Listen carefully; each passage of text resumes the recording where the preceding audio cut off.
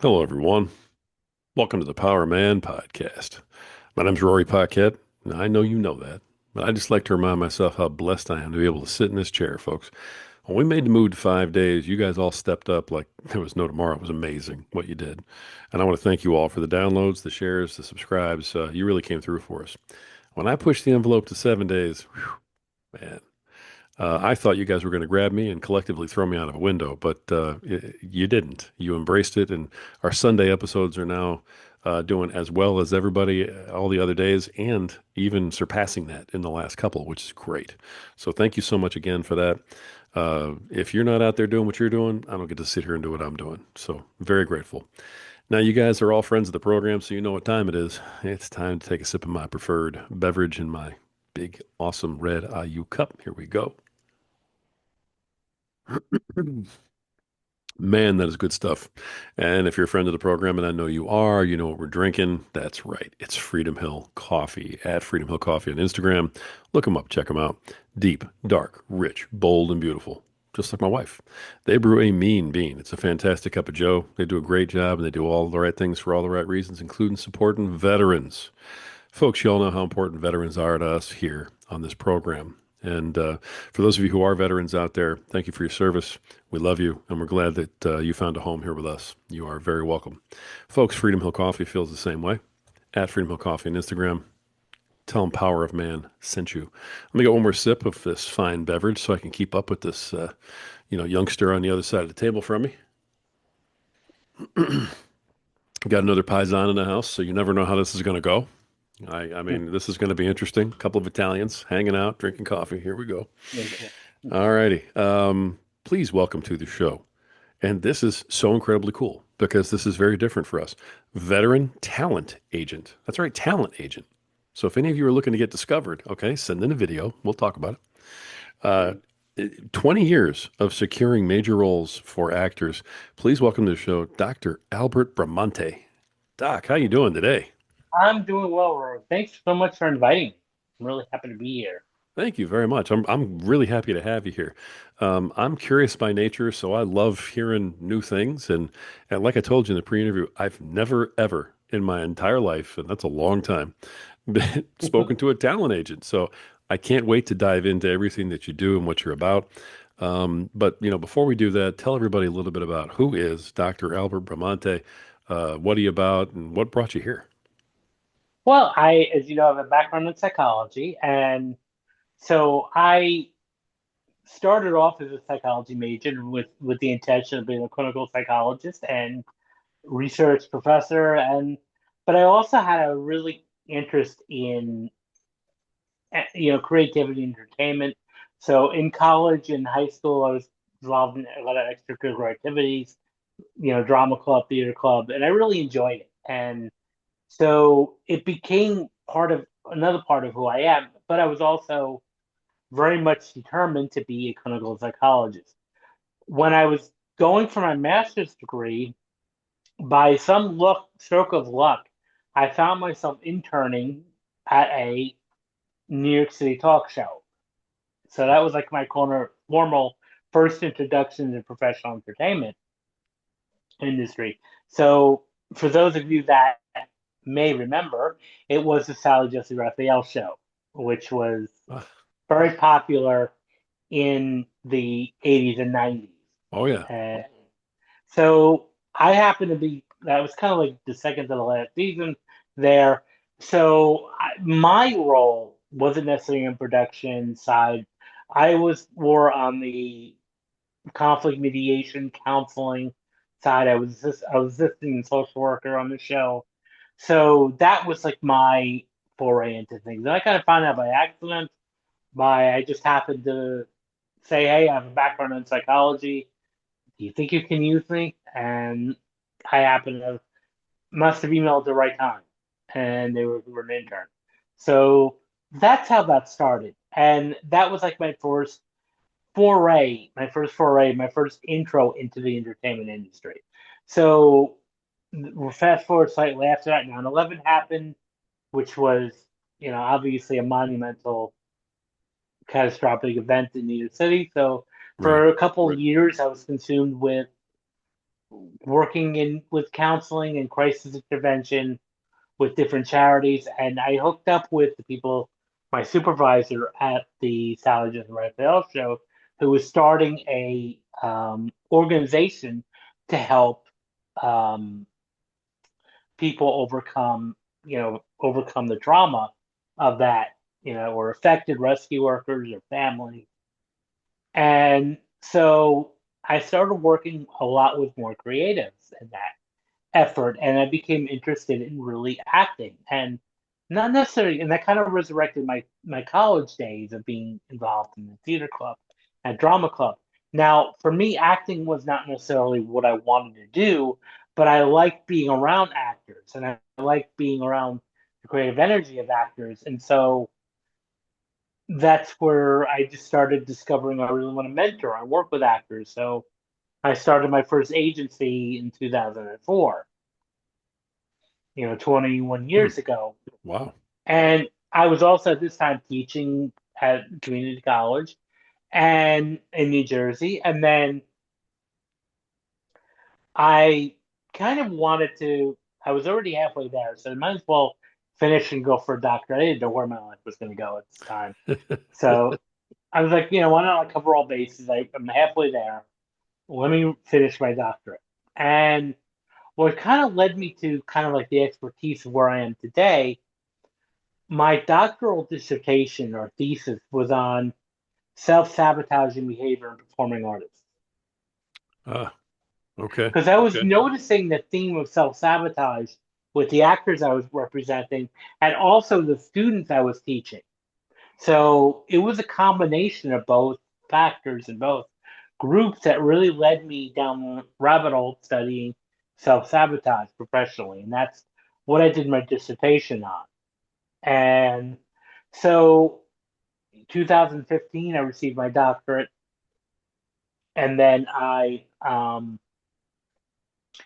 was still teaching, still having my agency, and then I wrote a book last year, Rise Above the Script. And what I find is like this work with self sabotage, even though it's highly relevant to actors, that's really what I set out to do that. But there's a lot of stuff that be applicable to anybody, especially males. As I mentioned, my first note to you is that imposter syndrome and fear of success, it can really, and fear of failure can impact everybody. Yeah. Yeah, for sure. Actually, that was one of the things that I was most excited about talking to you about when you and I first connected. Um, I was like, a talent agent. That sounds interesting, but I'm not sure any of my guys are, going out looking Right. for for auditions. Understandable. Yeah, Yeah, definitely. but then, obviously, I started looking into you and looking at what you had done and everything else, and um, it's a huge issue with the men that I deal with on a regular basis. It's not small. Most people, when they hear, imposter syndrome, I'm not sure they get the full, um, how heavy it is as a term, as a thing. When you're actually suffering from that, very often it's like, okay, hey, I want to go be a podcaster or I want to be a social media influencer. Well, I'm faking it. I have imposter syndrome. I don't really believe that I'm that person. But men suffer from imposter syndrome all the time in Right. much more, benign, regular, normal roles. I mean, there are men who feel like imposter syndrome when they're just trying to be dads. Exactly. Yeah. Or especially depending on the program that they had. And if they didn't have a stable father figure when they were growing up, that can really impact if like, am I going to do the right thing? Am I going to do damage to my child? Am I doing, going to be the right type of man that's going to be there? And Hmm. especially, and we could go down rabbit holes on this, but some could even say that masculine is being threatened these days in this climate. And oftentimes it's like we kind of like, especially for men, imposter syndrome we could come up with. What is it to be a man? Right. Yeah, that's something we talk about a lot. Because I'm glad you brought that up. That's something that we talk about a lot because you turn on any social media channel, you're going to have 15 different guys all giving you 15 different definitions of what it means to be a man in today's world. And this Hmm. guy over here is going to say you're only a man if you can be sensitive and, share your feelings. And this person over here is going to say you're only a man if you're hunting and throwing axes. And, so somewhere in the middle of all that, you need to figure out how to be a father and a husband and Yeah, just be responsible and accountable for, who you are and, protect and provide and lead. So, what, I mean, I know this is tough because, as a psychologist, you can't just say, "Oh, well, this is what you should do," because it totally depends on every guy out there. right, But of course. what can men do, in general, and maybe to start dealing with that kind of thing? Well, I think first just being able to talk about things because for men, there's especially depending on at least in my generation, it was men really weren't told or really instructed on how to talk about their feelings. Again, it Right. was like be the man, be a big boy, and boys don't cry, and you're supposed to be tough, and so I think it was just like we just learned to bury it, and it's not that we don't have these feelings, we just learn to mask it and to bury it, and then it comes off. Of course, it sneaks up on us in different ways. So I think the first kind of step is to acknowledge this, and it's okay to have these, conversations and these feelings that are coming up. Um, and then that's sometimes it's good to have some coaching or even some therapists that can help with that in a sense. But you said every man is different. Now how he comes to embracing his um, identity is going to be in his own path because it depends on what caused him to stray away from that Hmm. growing up. But again, that could be not having a father figure, not or having an abusive father figure, or having an inconsistent father, which is those that are there at certain times and not there in others. Interesting. Interesting. Self-sabotage is another thing that, you brought up. I would say that I don't think there's a single man out there who doesn't somehow understand that he has, performed self-sabotage at some point in his life. Mhm. Any idea why we do that? Well, again, it could be the fact that we're, even denying our feelings can sometimes be a form of self-sabotage, burying our feelings and neglecting ourselves because we're doing that, even though we think, okay, we're being a man by, okay, I'm not gonna show you, I'm gonna cry, I'm not showing you I'm upset, I'm just gonna be act like it doesn't bother me, but it really does. And so then, therefore, I'm gonna be distracted. Therefore, I'm gonna be neglecting my own self care and putting yourself out there. But I think a lot of it has to do with how we're raised. I mean, how we're conditioned. Okay. As you're dealing with, and I know you deal primarily with actors who are going through some of this type of stuff. Hmm. As you're dealing with those folks, and a lot of that's going to be transferable, I think, to husbands and fathers, Hmm. because a lot of us feel like we're acting in those roles. Right. Do you have a any kind of set program or anything like that that you kind of put people through, or that you work with them on in order to help them with this myriad of issues? Well, I don't. There's not a set program, but it's more of just um, having important conversations, and especially for the men, having creating a safe space where they can be open with this, Okay. open with these topics and just, having these important conversations first. Because that's the thing with self sabotage, it's such a sneaky thing. We don't realize we're doing it. Hmm. It's like, so it may start coming up in aspects of like, why can't I do anything right? Why is everyone so against me? So you start to almost develop the victim mentality. Like, I can't do anything right. The world doesn't like me. And therefore, that process starts where I can't do anything right. I just can't. And it takes sometimes either like a friend or a coach to say, look, you're your own worst enemy. The one that's staring in the mirror is the worst enemy, not other people. And Right. that's the first step is insight. Like, okay, I might be doing this. And then making changes in your life, because the only way that anything in your life is going to change is you have to initiate the change first. Hmm. A lot of people don't do that. They don't initiate the change first. They just expect their life to change without making any effort. Hmm. Okay. All right. They need to initiate the change first. Um, how do they go about figuring out what it is they need to change? Well, that would be um, like figuring out what's not going right Hmm. in your life. And if things keep going wrong, it sometimes taking a step back and saying, what's the common denominator here? What's the common factor that keeps going in that direction? What's preventing you from achieving success? What blocks do you have? And that's going to differ. I mean, of course, every man is going to be individual and different, so the circumstances may be different. But the first thing is to like really take stock in what are you up against and what do you hope to change, and then that's when you can start looking at this pattern and think, okay, maybe I can change how I'm responding or how I'm reacting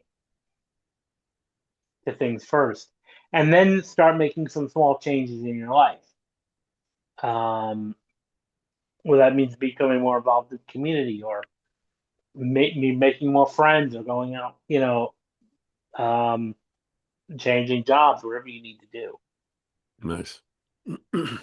Now, I've always thought and believed that a community of men was something that was very important for men to be able to like be in, have kind of that safe space that you mentioned, from a professional standpoint, like you have. What's the positive about that, having that safe space, and is there any negative to having a space like that? Well, the positives are that again, the feeling, the support, and feeling they can tend. But what you also want to have is at least one or two people in that group that can either be slightly fucking work through it with their issues. 'Cause otherwise, you don't want it to become an bunch of bitch fest where like all you do is sit around and bitch and moan about stuff, Right. because that's not productive, and that actually feeds things. So you want to have some sort of a bit of accountability there, and someone who can say, okay, let's move on from this and let's figure out solutions. Hmm. Venting is great, but you want to be able to work through that. So that would be the biggest, I think, disadvantage of if you have everybody, 10 or 12 men in a group, all they're doing is complaining. Well, that can make it worse. Sure. If you don't have at least one or two people that can step that up, and that's what you usually see, even like with 12-step groups, so you often have varying people at different various levels. Like the ones that are more working through on the top level steps can help bringing people that are on the lower half of that 12-step ladder up more and build them up. So you want to, the accountability groups are great, but it should have somebody there that's a little bit more evolved.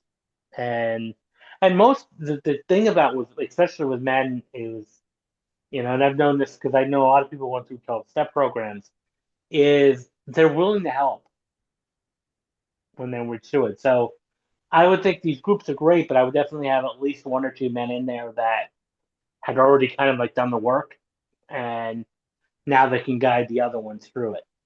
Interesting. I appreciate you relating it to, the audience the way you are. I am curious how you go about doing this in your daily, business with actors and how that's different because they're actors. That's I think that's just a little kid in me that's kind of like, curious about how, Hollywood works or whatever. Mhm. But how is that different when you're just dealing with that actor mentality? Well, actors are people too, and very often it's sometimes a lot of times they're wrestling with the identity of who they are personally, individually, but also then with the characters and the persona that they're playing. Because a lot of, especially the more established actors, struggle a lot with their identity, and they struggle a lot with juggling, being whether it's a family man or uh, a parent, a spouse, and then also dealing with the pressure of being famous. Because everybody, of course, is on the street. They want to be with you, but they really want to be with your persona, the role you're playing, rather than who you are. And this is why a lot of actors sometimes have a hard time with adjusting to private life, in a sense. Also, a lot of times what I found, which is surprising for people that are not in the industry, but sometimes playing a dark role for an actor can really impact them in a negative way. Hmm. You know, Why is because that? they're just spending months and months of time for playing a role, that can be dark, and then therefore they're dark going to do. I've had a lot of people quit acting, that because they played a role that they kind of went too far in. Hmm. Interesting. Okay. So folks who are playing villains, so to speak, um, Mhm. I have seen stuff like that where they're actually people interact with them out when they see them out in public as if they are the character, and then Right, they, and they're not, and that's what that you'll hear people say. Well, this actor was nasty, man. Why did you interact with him? Why interact? I'm like, no, no, no, seriously, and that's because a lot of times when they're out in public, they're with their family, they're just being an everyday normal person. So I think that's the hardest thing too. A lot of times actors have a hard time adjusting to being in the spotlight. It's great and all, but there comes a cost to it. I mean, and if you want to speak about Ward's roles, I mean, one tragic case that comes up is Heath Ledger. Back yeah, years ago, we remember The Dark Knight. Now, he did an amazing job in The Dark Knight. He won so many accolades for that, but it threw him over the edge. I mean, there wow. was a lot of stuff building in his life, but a lot of people suspected it was really that kind of was like the tipping point Hmm. for him. Wow. So playing the Joker might have been Yeah, just too heavy for him. And that, wow. yeah, because you have to go to dark places to really develop a dark character. Right. Wow. I mean, that's tragic. Yeah, it really is, and Heath Ledger Yeah. is definitely tragic. Tragic no matter Yeah. which way you look at it. So is that part of what your job is to make sure that these actors, with your psychology training, to make sure these actors don't go down those paths if they're working with you? Well, yeah, yeah, absolutely. Now, of course, I'm not on set with them. I don't get that luxury, but developing some like mental exercises. So like being able to just shake it out afterwards, being able to just visualize like taking off that mask of that character in a sense. Hmm. Wow. That's fascinating stuff. Interesting. Okay. So you talk about let's see, the growth mindset also. Mhm. What can you tell us about that and some of the work you've done in that area? That's a little different than self-sabotage. Yeah, well, it's actually somewhat related because with the growth mindset, it's all about helping you grow individually and dealing with failure. And looking at failure as necessarily more feedback and as a stepping stone to success. So one of the things we kind of say is there's no such thing as failure, only feedback. Hmm. So what that entails is learning from the failure, learning from your mistakes. And again, rather than looking at them in a negative way, look at them as a way to grow. How did this help you grow? Hmm. All right. Interesting. Mhm. Interesting. So you call yourself a talent agent. Okay. So we've been talking about the psychological part of what you do and, with your training and your background. What's involved with being a talent agent? So my real job for actors, if you want to look at the official title, is I'm an employment agent for actors. So I help find them work. So Okay. I really work as an employment agent as in other sectors, but I focus on film, TV, and theater. So I find them work in these opportunities or commercial. Um, and then I make a commission based on what salary the actor makes. So I really serve as an employment agent. And so day to day, what that entails is looking, trying to help them get jobs and assist them in getting jobs. Interesting. Do you have a niche or anything you work within, or a particular type of, actor or a type of role that you sort of, Not curate? not necessarily, because really the roles that I'm not in control of the roles that come out. That's between the writers and producers of each project. But my job is to try to find the right, based upon the available roles, trying to match the best actor for that role. Okay. So how does the business aspect of that work, if you don't mind talking about that? I'm just kind of curious Sure, about it. sure. Well, and I only work with professional full-time actors, actors that are really doing this as a career. They have some training, they have some experience already before they even come to get representation. So, and then typically what I subscribe to a couple of job boards that are specifically tailored for the industry, and each project is posted, whether it's an episode on Law and Order or a film or a theater show or a commercial. What they'll do is they'll post a list of characters that they're looking for and descriptions of those characters. And then my job is kind of like putting together the pieces of fitting pieces of a puzzle together, finding the right actor that fits that role. And then when that happens, I'll get usually an audition appointment. And then if they book the job, I would get 10% commission on what the actor makes. Now, Hmm. as an agent, if anybody's listening who thinks, is thinking about being an actor, the one thing I will tell you is when you're searching on an agent, a couple of red flags to look for. Number one, if they charge any upfront fees, don't do it because a legitimate agent only makes money when you make money. Hmm. So that's the Okay. first thing. So we're really working for free. Interesting. All So, right. but and also now it's important to have headshots, which is kind of like the actor's calling card.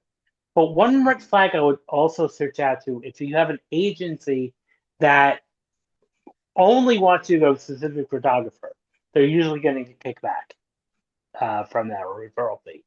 Or if you get an agent who says we can do your headshots for you for a fee. No, that's charged. That's charging for representation, just wrapped up in a pretty bow. Okay. Don't do it. Don't do it. Um, so that would be the biggest thing is to find someone who can make money. So I only make money when my clients make money. So, and that's 10% of their salary for each job. I see. Okay. Now, have you had to, network and build up, some sort of referral type thing in order to Yeah, know where to find these jobs? a lot of it is by relationship. So, and it took me a while to develop a relationship with different casting directors, but that's what it all entails is developing relationships. Hmm. Okay. And so do you work with movies, plays? I mean, I think I may have I asked you this in kind a of, different way, kind of, but do you kind do of it do it all? all: Huh. movies, plays, musicals, TV shows, and commercials. Interesting. Okay, cool. Well, if anybody's listening and they're thinking about getting into the business, and that's a great question. What if somebody's sitting there listening to, I mean, we have thousands of listeners to this podcast. So, Right. I made light of it a little bit, but by the same token, anybody out there who wants to take a risk and is going, you know what? I've always had a great voice. I've always had a great look. My body looks fantastic. I mean, hey, if they want to take a stab at this, do you have a process that people go through to possibly work with you or possibly get into the business? And how does that work? Well, I would say first start getting into the business first, take some classes, get some used to it, get some training under your belt. It would be a little of time if somebody's just starting out before they would work with me directly in that capacity. But I wouldn't mind like giving advice or, answering questions or giving you feedback. But I wouldn't necessarily represent you until you have some sort of professional credits and training under your belt. Interesting. Okay. So not somebody who's just new. So you don't take Um, rookies. right, exactly. Unless Gotcha. there's something very specific about them, like they have something very unique. But if it's just most people who are generic, I wouldn't Interesting. take on a rookie because there's so much competition Now, again, I'm not the only agent pitching. There's hundreds of other agents, and they have really professional actors. Cool. All right. Yeah, that's really interesting. Um, hmm. Do you do anything with folks who want to get into modeling or anything like that? Not necessarily modeling, but I would definitely see if I'm a modeling agent. Because I mainly handle acting. But the same rules that I just said about for modeling, um, don't fall for any scam by paying for anything up front. Hmm. Okay. Wonderful. So, what expenses? Let's say someone says, "All right, well, I'm going to try and take some classes. I'm going to try and do this. I'm motivated. I like this idea." What are some of the expenses that are up front for somebody who wants to get into the business? Well, you got to pay for classes, Right. and that could vary. It could be anywhere from, $50 a week to, six, 700 for a group of sessions. Okay. Um, so that would be the first thing is training. You need headshots, professional headshots, not portrait, not glamour shots, but something that's an actual headshot photographer. That sounds And expensive, just the way you said it. it can be, you get what you pay for. Now there are some low cost options, whether you get quality out of it is hit or miss. So, but it's usually that's going to run you between 3 and 400 Hmm. right there. Usually to get headshot. Okay. All And then, right. and then usually the process is then you'll get proofs, like a proof sheet. Because a lot of times they'll take like anywhere from 2 or 300 shots during a headshot session, the 2 or 3 different pictures. You'll get what you call a proof sheet of everything, of all your images. And then you start to narrow it down to like your top 20 or your top 10. And then when you have a top 20 and top 10, then you reach out to people like me who can help you, lower that number down. Interesting. All right. So it sounds like it costs between like $500 to $1,000 to kind of get into the business. At least, yeah. We're about that, give or take. Okay. Wow. Mhm. All right. I mean, it seems like it's so far away, but talking to you doesn't seem like it's that far away now. I'm like, all right. Yeah, no, it's depends on how you approach it. You got to really be hungry for it. Yeah. All right. You and I had talked, I mean, these, growth mindset, imposter syndrome, self-sabotage. Um, one of the things that I read that you had said was that you try and provide a psychological toolkit to people to try and kind of deal with these sorts of things. Um, and you're nodding your head right now, so you know what I'm talking about. Uh, Hmm. what does that look like in terms of someone trying to, overcome some of these issues? Well, the toolkit is more of just like eight and tools. So, and that's going to be tailored to whatever specific goals that a person has. So the first like toolkit that I would say is take action. Put things on your calendar, like a calendar planner would be the first thing. Let's map out your calendar. What needs to be done? And it's because a calendar makes it real when you put it on your calendar rather than just having a to-do list. Now, nothing wrong with to-do lists, but very often they don't get done. It's like never done list becomes almost. Hmm. So the best thing to do is schedule something in your calendar because when you schedule it, it becomes super real. So that would be that. Changing some language, like especially for actors, like for some reason, society romanticizes starving artist mentality, Okay.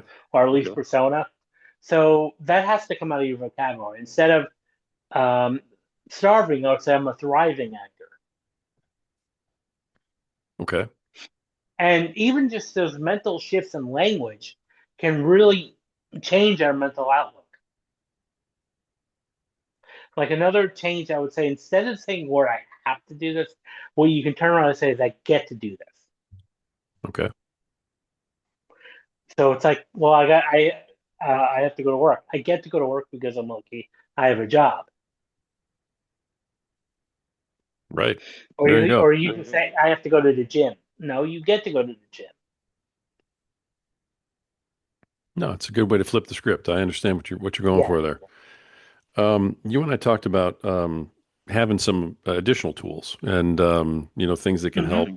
and that you've got a whole bunch of stuff on your website. Yes, Tell us what people can find. First of all, what's the website and what can people it's find when they go there and how can that help them? it's albertbramante.com. Right now it's under construction, but you'll find right now available is a store, and it's like they have different downloads available to you for purchase. They're like $20 each, and you can purchase anything. They have so many different topics. They have over 200 of these downloads, at least 250 actually, where they're on different topics from leadership to public speaking to sales to any addictions to athletic performance to procrastination, sleep issues. And these audios, when you buy them, they're good to use over and over again. And you listen to them with your earbuds or your headphones when you're relaxing. And they're no more than like 15 minutes each. So they're not terribly long that you can spend, you know, at least once or twice during your day listening to them. Nice. Okay. Perfect. All right. Wonderful. In terms of, sorry, in terms of men who are just trying to like change their lives a little bit. I know Hmm. that the imposter syndrome thing is something I keep coming back to. Um, men have have run into that even with just trying to change jobs. You know, Hmm. because they'll get a new opportunity, but they'll see one that's available. And sometimes they won't even apply for it because they'll figure, oh, I'm not good enough for that, or oh, I couldn't really do that. They can't see themselves in that role. With your background and the things you've dealt with, how can a man, even in that situation, start, trying to solve that in his mind? Well, Are there anything? Yeah. the important thing is that list all your accomplishments first: educational, previous jobs, and really start to look at that. And I would even start challenging yourself because it's like you'll hear sometimes someone say, "Well, I can't do this job. This job is not for me." Well, who told you? How did you know? Hmm. You know, and even the worst case scenario is you get a no. That just means not yet for this job. Because a lot of people, especially with imposter syndrome, every time they get a no, it becomes like this catastrophic thing. Hmm.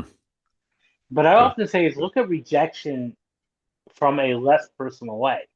So one way you could, and this is one of the quotes I heard, but I can't really attribute to who, but it really resonates with me, and there's no such thing as rejection, just a simple reminder that your services are not needed today. Nice. So if you can reframe it that way, and because a lot of times we have a tendency to take it personally when someone tells us no, Yeah.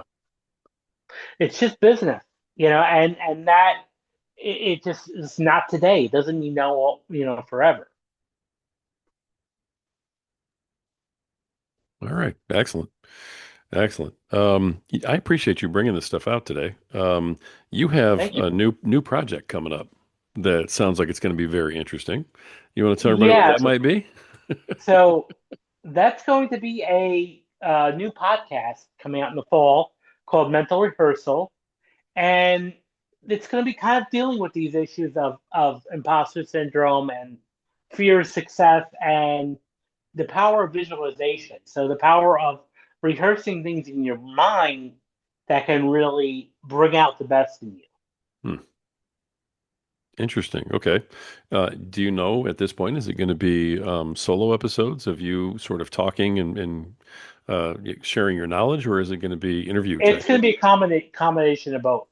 Um, I definitely will be doing interviews, and I definitely will be doing some solo shows. And I might even incorporate where I bring on people and actually do some sort of coaching on the air. Nice. So, like while we're talking, especially like an actor, for example, I might bring some actors on who are struggling, and then I might, run them through like a coaching framework while we're on the, air record. Nice. Nice. And that's coming out in the fall. Yes.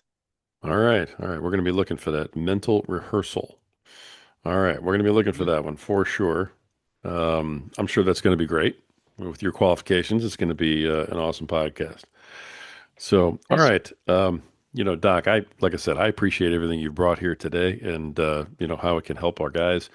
I want to make sure that we've kind of covered everything because, you offer a lot. So Mhm. let me just kind of throw it to you, and I'm going to let you kind of close us up here. Is there anything that I didn't ask you? Is Well, there I would, anything? Oh, go yeah, the ahead. last thing I really want to say is Yeah, you are please. enough. You are enough. And you're not the sum of your past or your family. You are enough. And once you start to really believe that yourself, that's when you're going to start to see more success in your life and the sabotaging will end. But it has to come to you. Now, a good coach can help you through that, but at the end of the day, you have to do it yourself. Like we can lead a horse to water, but we can't make him drink. So, the end of the day, that has to come from you, but you are enough.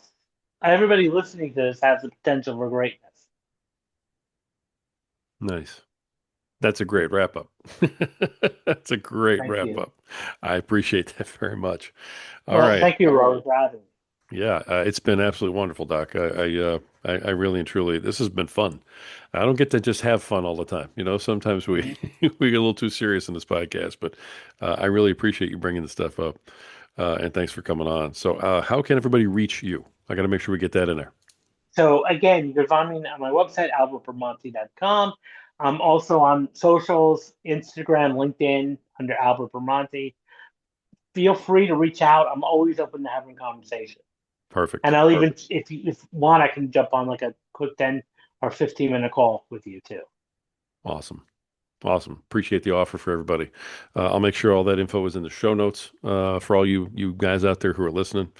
And yeah, officially, veteran talent agent, 20 years of securing major roles for actors, and soon to Mhm. be podcast host of the Mental Rehearsal podcast. Dr. Albert Bramante, sir, thank you for being here today and sharing what you Thank have. you. Thank you Appreciate you. so much. Thank you for having me. All right. Folks, this has been another awesome episode of the Power Man podcast. And the reason we have powerful men like this come on here with such powerful messages is because we are absolutely united in supporting you in regaining your power and in becoming a better uh, protector, a better provider, a better leader tomorrow than you are today, and becoming a better father, better husband, a better man tomorrow than you are today. The doc said it best. You're enough. You matter. You have value. And at some point, you just have to believe it. Until next time.